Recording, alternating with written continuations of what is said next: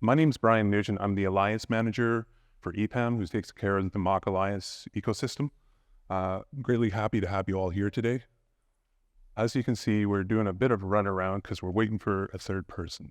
But while we're waiting, let's get the introductions out of the way for you. So again, thank you very much for attending. Introductions, we're going to talk about our experts, who's going to be coming on the stage and who's going to be showing up in the back door when I call his name, because we want to have that movie moment, right? But also, we're going to talk about EPAM and Don Food's story. Then we're going to go through things about how did they go through their journey for Mach. I actually kind of changed things around. I gave Lee and Gireesh a bunch of questions that I was going to ask them over the last little while. And last night I was like, you know what, I got a whole bunch of other questions that you guys were asking me during the event. So I'm going to wrote them down. I'm going to ask away while we're going through things from there. So let's dig in. Introductions to our experts.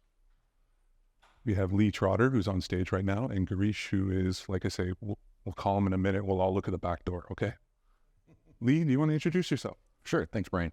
My name is Lee Trotter. I am in our Mach growth practice at EPAM, and my goal is to work with new and existing customers of ours on where they want to go, right? So much like the customer stories that you heard this morning about how a company would start from a monolith, they were having problems, they couldn't do things, the technology was the blocker. One of my goals is to help companies see what those problems are, see the what's on fire, why did you call us, and help them realize how to get to that end state and define those goals and see how Mach can be that, and see how Mach can move them into a type of company that can look at a customer-first centric approach, so that that's what's driving you as opposed to the technology that's driving you, right? So break out of the box and become more composable, become that functional thing that you need. And just the other person is introduction. As I said, he was going to come in just to... Gireesh Sahukar, I'm the VP of Digital at Don Foods. If you don't know what Don Foods is, we are a B2B manufacturer and distributor of bakery ingredients. We make things like cake mixes, donut mixes, filling, icing, glazing, anything that a professional bakery needs. We manufacture and distribute those things to those bakeries. We're a B2B only company. We don't sell to consumers. All of our products are made and sold to bakers. They are sold in big packages, 25-pound cake mixer bags, 50-pound bags, 5-gallon pails, 10-gallon pails. So nothing that you would want to buy and use in your house. If you're a baker and you see a couple heads nodding, you know what I mean. We have been on a Mach journey for about 4 years now. We went to e-commerce when a few years ago the company was asking itself, we're hitting our 100 years in business. What do we need to do to stay in business for the next 100 years? Based on that question, and we did a lot of research. We asked our customers how they would like to do business with us, and we did a lot of analysis of what the industry is going through. And the answer was to offer more self-service capabilities. When that self-service capabilities essentially turned into, we need to offer a B2B e-commerce solution. The company brought in a chief digital officer. We ran a pilot to understand how the market would react to e-commerce. There wasn't any of our competitors in the space offering e-commerce solution at the time. So we pulled a team together to work on it. The chief digital officer recruited me. If you were here at ContentCon last year, you saw our chief digital officer, Bob Holland, present a keynote. We're going to talk some more about that journey and where we are now a year later. Thanks, Gireesh. So, like I said, I wrote down a bunch of questions I gave to these guys ahead of time so they kind of know. And then last night, I kind of changed a little bit of some of the stuff. That's how you were mentioning yesterday. So I'm going to hold the phone here. I got my questions set up for us. So let's kind of go through some of it. So this is an open discussion. I really want to pick these guys' brains. They're the experts on it, kind of help out everybody here as far as their journey, going through Mach, composable, headless, and all the rest of it from there. So that said, first part, overcoming some of the common pitfalls, right? Let's just level set, guys. Lee, Mach, what is it? So what is Mach? So we saw this morning, microservices, API, and AAC, cloud, and headless, right? And some of those feel like the same things, but really it's a philosophy, right? It's a best of breed philosophy where you want to take the products that suit your organization best and wire them together. And the Mach Alliance and the Mach philosophy is the companies that are in that are buying into that same mindset. So they are companies that in their DNA, they want to connect with other companies. There's lots of companies out there that say, hey, we're composable and stuff. But if you look at what they're actually doing, they're not, right? But you look at companies like Content Stack, and they're saying, no, we know we have to connect with others. We know we're part of an ecosystem. We are not the ecosystem. And that's one of the core foundational elements when you're doing a product selection in Mach, is to ensure that the technologies you're picking are designed to be integrated with others so that they can expand beyond what you need today, because you don't know what tomorrow is going to bring, right? We don't know, heaven forbid, what the next pandemic will bring, right? Or the next global thing that changes how we all do business overnight. And Mach allows you to pivot very quickly to make those things happen so that you can do those changes fast, right? So great explanation there. So Gireesh, what made you choose Mach? What was the big pusher to go to that technology? Yeah, for us, it was more of a aha moment. When we started on our e-commerce journey, when I came into this role and started looking at what tools and technologies and frameworks do I need to run e-commerce successfully, my inclination was that there would be 3 or 4 different vendors. And having been in e-commerce for 15 years, I knew a lot of the monoliths. I was previous to this role, I was running one of the largest direct-to-consumer e-commerce sites on SAP Hybris. So I knew what that landscape looked like, what that ecosystem looked like. My focus when I took this role was to understand what is next, what is emerging, what is the next generation of technologies here, and how are they different from the market leaders of the day, which was summer and fall of 2019. And as I went through that evaluation journey, talking to vendors, within the first 10 minutes, every single e-commerce platform vendor told us that they were transforming their platform to be API first, API led, API compliant, API blank, insert your own objective for your own adventure, if you will. So there was no argument between the vendors. They were all saying the same things. They were all telling us that the future is going to be API-led or API-driven, and we are going to make our platforms API-compliant to work in that future. So we took that insight. We walked away from that and said, in a world where all the platforms are exposing capabilities through APIs, what do we need to do to run a successful site, a successful e-commerce business? We said all of these technologies that are exposed through APIs, we should consume those APIs and we should expose our own set of APIs to the front end, to the consumer, and make all of these interactions happen through APIs. So we drew up an architecture very similar to the one that you saw on screen from Metrolinx and other partners this morning, other Content Stack customers. If we had a slide for our architecture, would look very similar, right? There's really not a whole lot of variation here. Essentially, you've got a front end, you've got an API layer, you've got a whole bunch of SaaS platforms that are exposing capabilities through APIs, and you connect them all together at the API layer. Typically, that's called a BFF design pattern. If you're familiar, in Mach, we use the term headless. There's also, if you're running an existing site that's on a monolith, we use another term called the strangulation pattern. We use a lot of gory terms. For some reason, we are fond of the zombie culture. But that's sort of the approach, right? You build a wrapper around your existing set of platforms, and you take the capabilities that are available in that platform that are non-API based. You expose them as APIs through this sort of wrapper layer, and then you connect all the systems together through APIs. What it allows you to do is, over time, if you have a monolith in your landscape somewhere that you want to make disappear, you shrink the monolith. In my case, we started greenfield. We did not have that monolith. If you're listening and you're Mach curious and you're on the Mach journey, the approach is to basically, shrink that Mach non-Mach stack to the point where all the capabilities are exposed through APIs, and then you can take bits and pieces out of that monolith and bring in best-of-breed solutions that work well and do that one thing really well.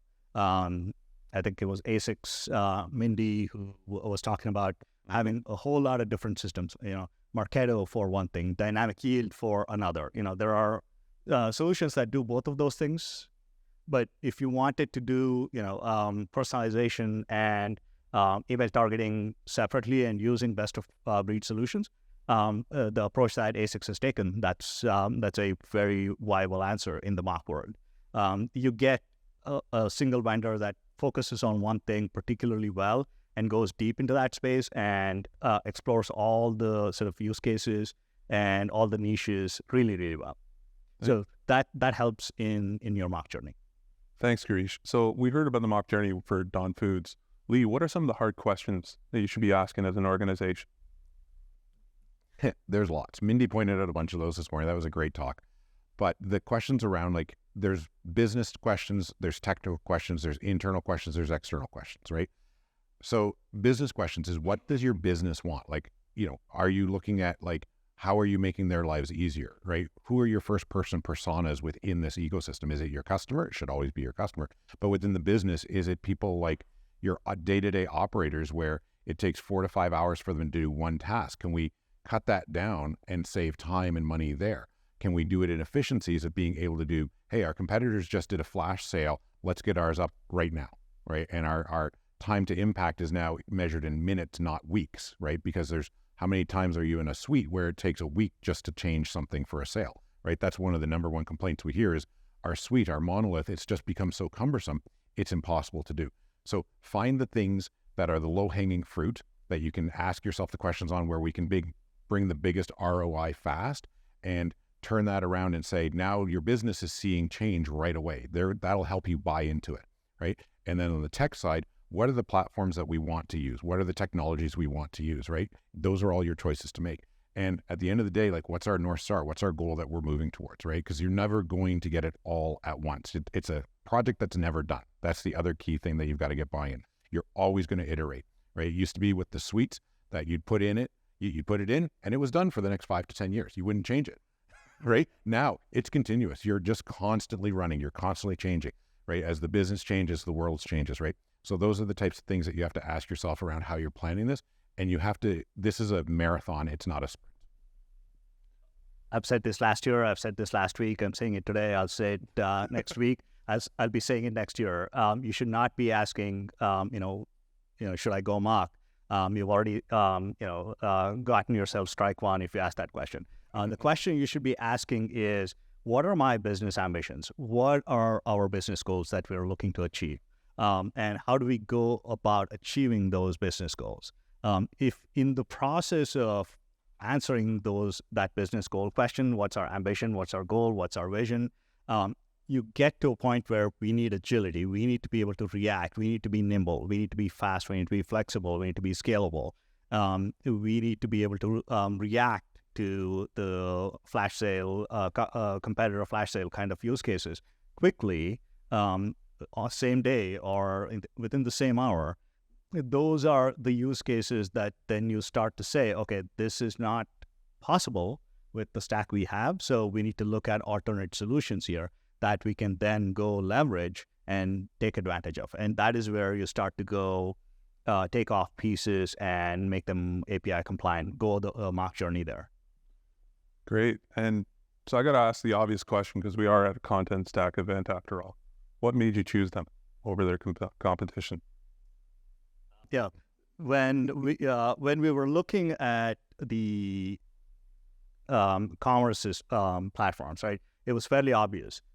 Most of the time, the commerce platforms, the commerce APIs, are not things that a business user will interact with. It's the developers that are working with it day in and day out. So the developers drive the commerce selection.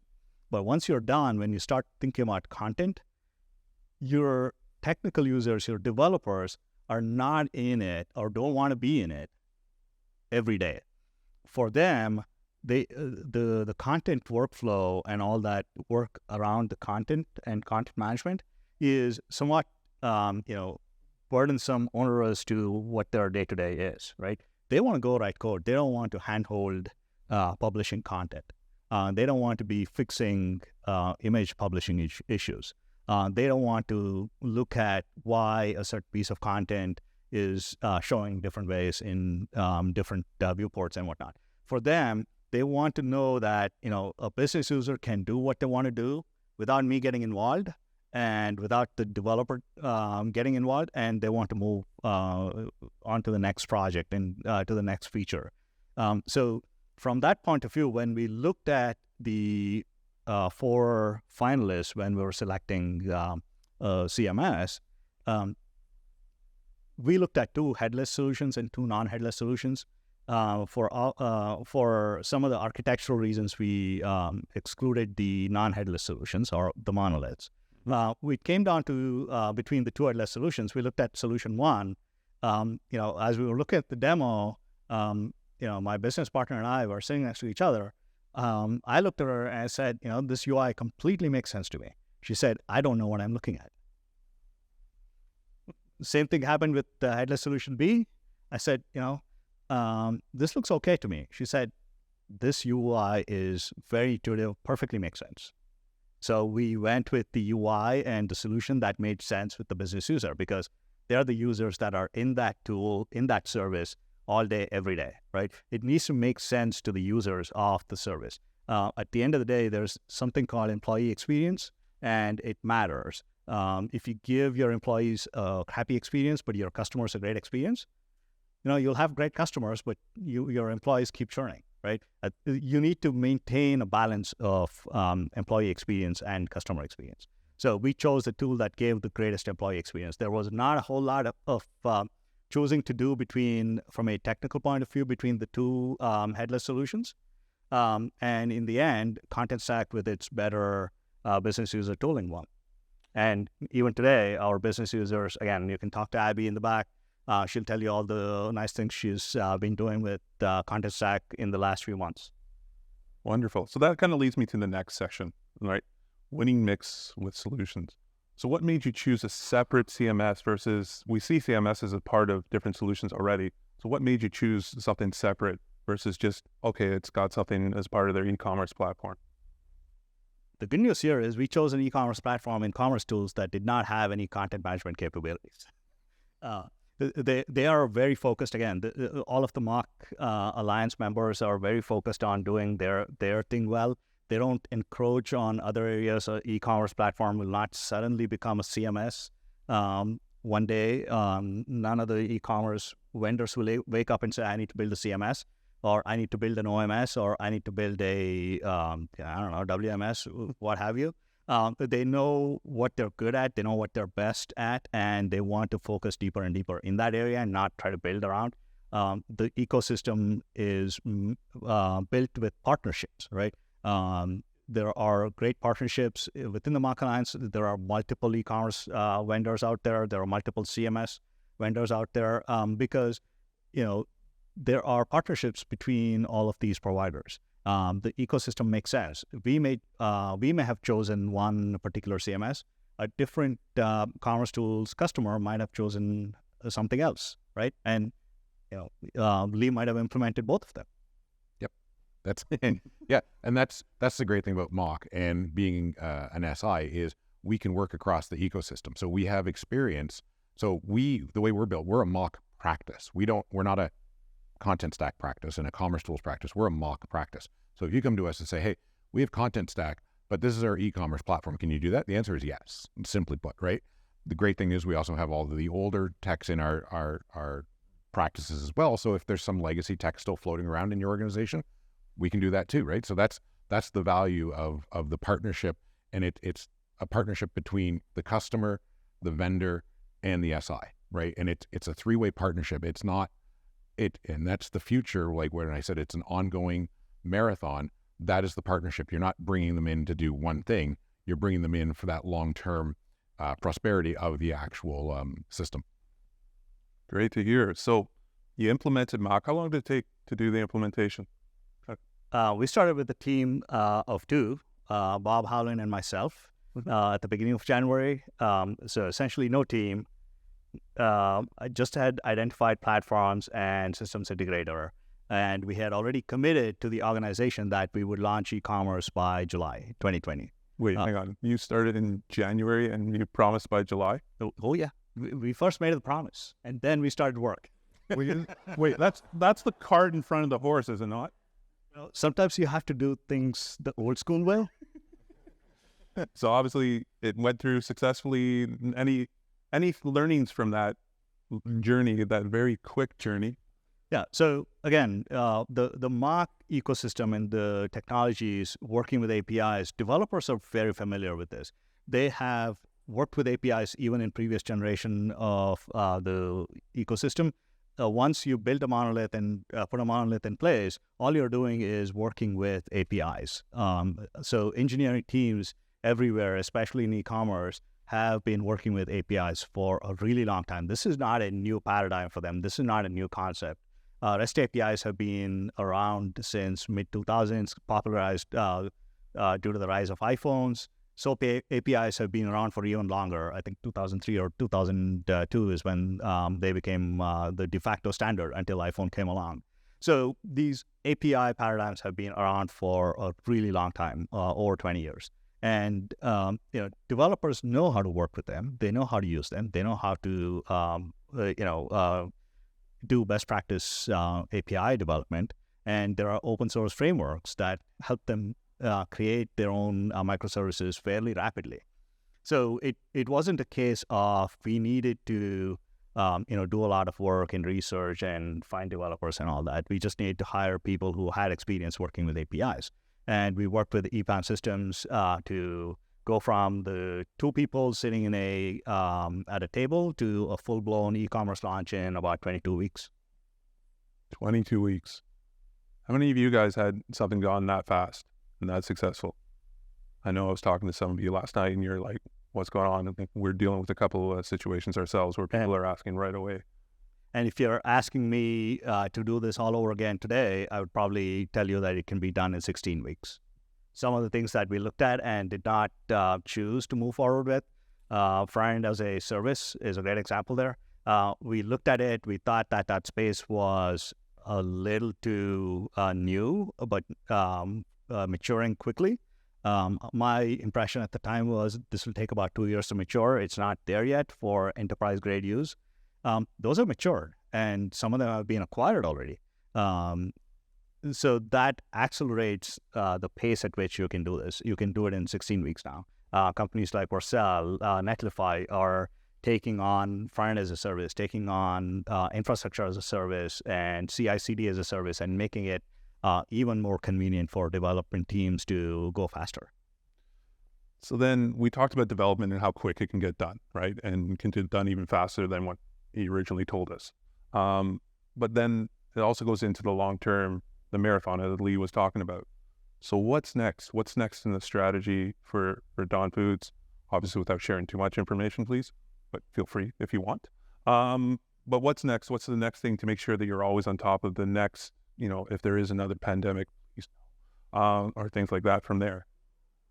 We don't know what's next in terms of global healthcare. But what I can tell you is, in the 6 months post-launch, we did more development work than the 6 months before launch.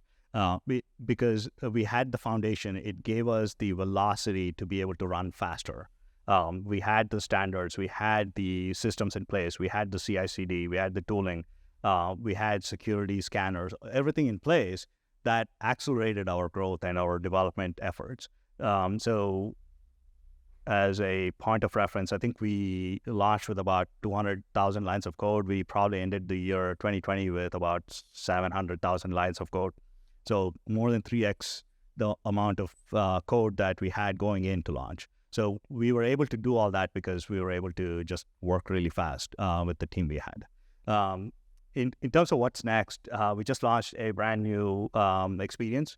When we launched our e-commerce site 3 years ago, we launched it as a standalone. We had a corporate marketing site that was on a different CMS and a Monolith stack on .NET technologies. And when we launched the new e-commerce site, our business users said, we need to move our corporate stack onto this. And it took us some time. We got started sometime last year, and we launched that about 6 weeks ago. So the US site, donfoods.com, is now live on that stack, integrates content and commerce really well. There is over 700 recipes. This is a pretty significant number in the baking industry. Most of our competitors have less than 50 or 75 recipes. We have over 700 on our website. So we have a lot of that expertise and insights.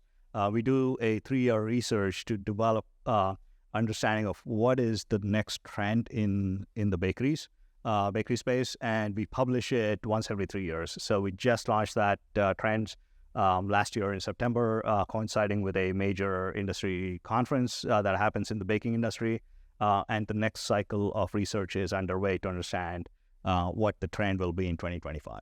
So we do that kind of research, and that's available for free for anybody to go see on our website, donfoods.com/insights, I think.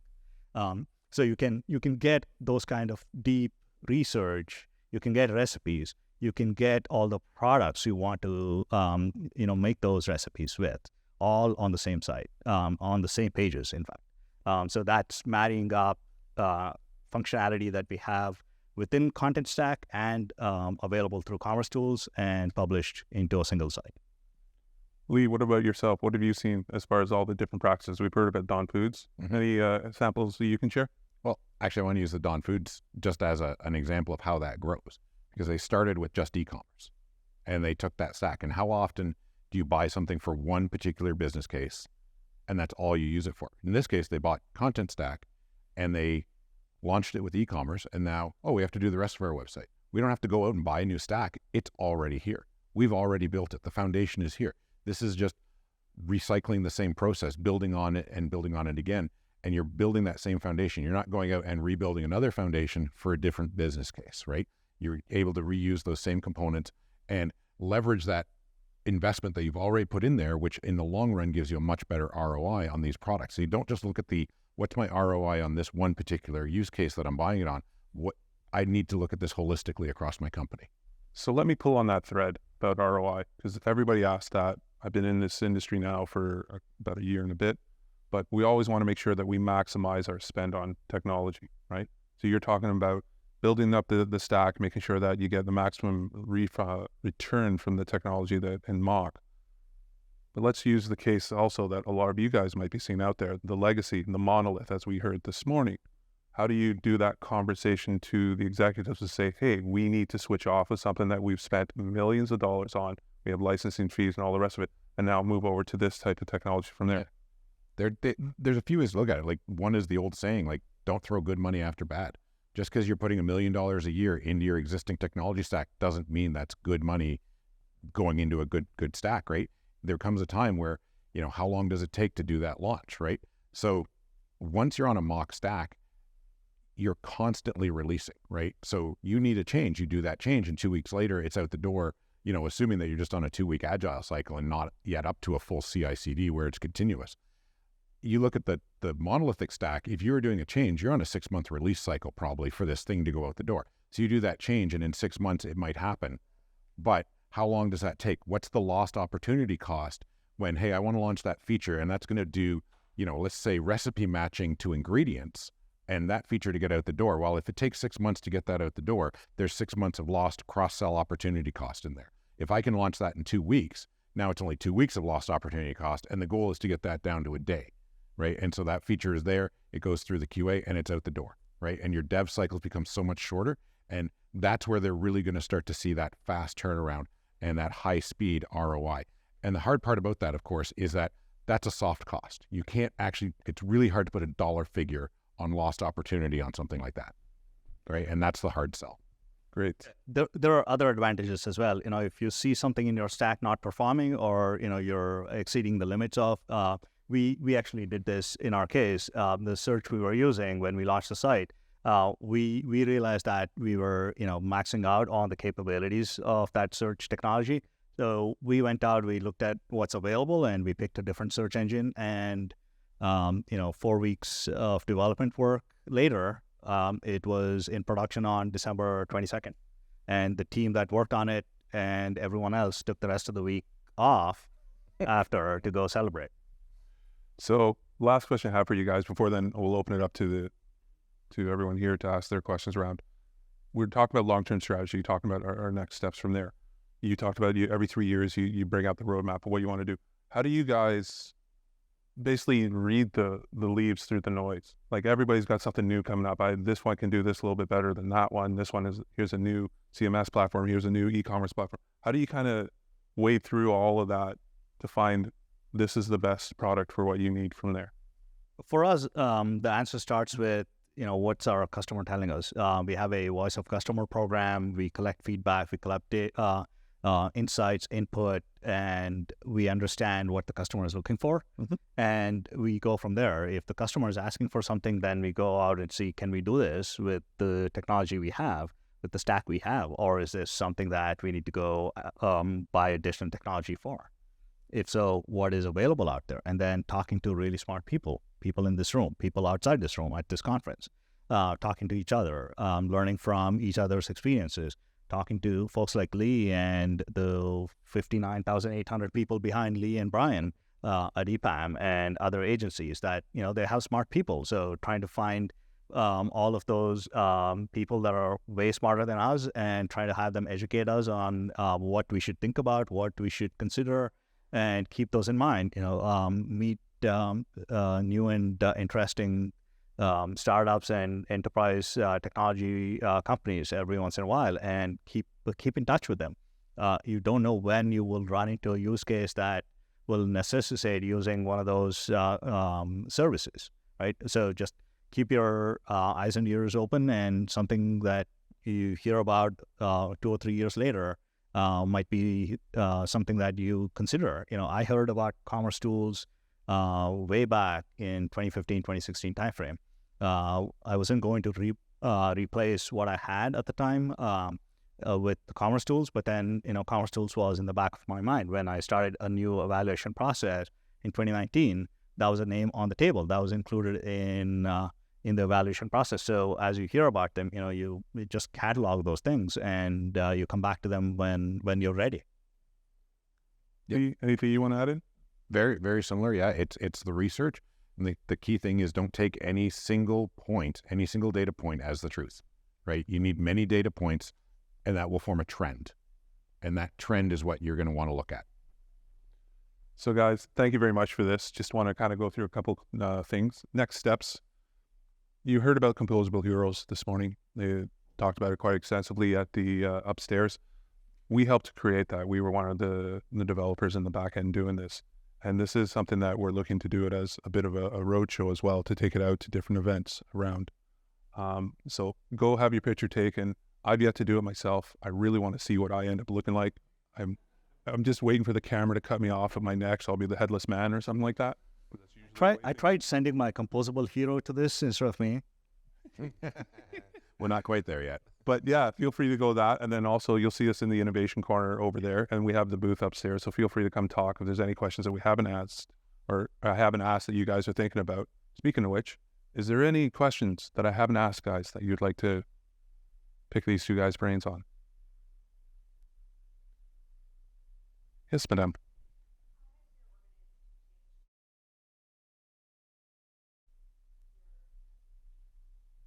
Repeating the question for folks online. The question was, how has our organization changed after we've gone through this journey? So my organization has changed a lot because I started with 0 and I'm now up to 23 team members. So I would say we've added a lot of digital talent, a lot of technology talent to our team. We have helped other areas of our business understand what we're doing. We're bringing data, we're bringing analysis. We can see trends that are leading indicators that help our marketing, that help our forecasting, that help our manufacturing, all the way back at the plants. What's happening with our customers can now be extracted all the way out to how we plan our manufacturing. If you're in a manufacturing business, you can't really turn a ship around that fast. It typically takes 3 to 4 weeks to react to any trends you're seeing. So it gives us the early warning system to be able to go back all the way to say, hey, we're seeing an elevated demand for cake mixes. Do we have enough raw material to run additional batches or additional lines? So those are some of the conversations we're having. We're also reacting. We've been in a very reactionary world with supply chain shortages, especially as a agriculture-based business. And shortages essentially are not stemming from manufacturing shortages, but from agricultural issues all over and export challenges because of the Russia-Ukraine war. So we've got a whole lot of other issues that we're working around, and we can see the data, we can see the trends, and we can take that to our org and have a really data-driven conversation. Our marketing team has picked up a whole lot of skills around content management in the last 2.5, 3 years that they've taken over and owned the content publishing, content management cycle on e-commerce. So all of those things are just elevating, upskilling a whole lot of our team. Any other questions, ladies, gents? Yes, sir.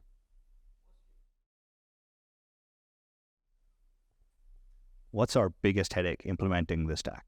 I think if you're coming from a monolith, it's a shift in mindset, right? Because you have one vendor, you have one technology stack, and you go to that vendor, you go to a services partner that works well with that vendor. In a Mach stack, that is not the case. You have to have a engineering team, you have to have a SRE team that understands how to troubleshoot the stack. Where are my potential points of issues that are caused by anything, right? So you need to look at every point of connection or every integration, every API to see where you're having issues. So some of the skill set is slightly different. You don't have a single APM tool that can help with this kind of stack, but there are some emerging things that are very promising on that front as well. So even on that front, there are quite a lot of step function changes happening. So guys, I think we're at time here. Don't want to take away from everybody else, but if you do have any other questions, you didn't want to ask it out in public, feel free to come talk to us. We're going to be up at the booth there. Metrolinx people are going to be there as well. So feel free to come, tap us on the shoulder. I'm kind of hard to miss, I think, right? And yes, I've made that joke a million times since I was like 16. And I've heard that joke a million times every time we do this. Gireesh, thank you very much for running in and taking care of your fire and running into this and having a little chat with us. Lee, thanks for the chat. And everybody here, thank you very much for coming in. Thank you. Thanks,